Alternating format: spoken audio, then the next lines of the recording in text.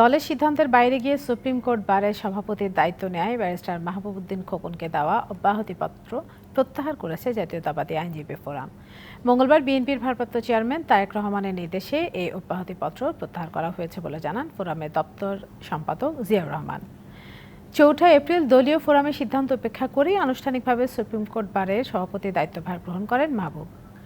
পরে ২০ এপ্রিল তাকে ফোরামের সিনিয়র সভাপতির পদ থেকে অব্যাহতি দেওয়া হয়। অব্যাহতিপত্র প্রত্যাহার করায় দলের প্রতি কৃতজ্ঞতা জানান ব্যারিস্টার মাহবুব।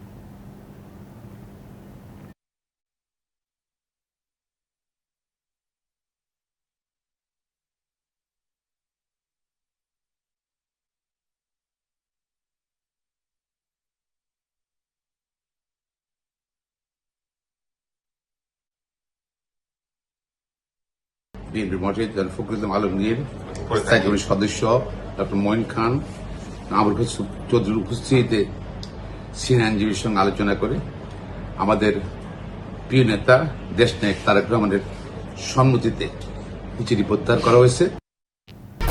১, ২, ৩ ঢাকায় জমি জিতে নিন ১০০% ক্যাশব্যাক সহ ২০ কোটি টাকার পুরস্কার।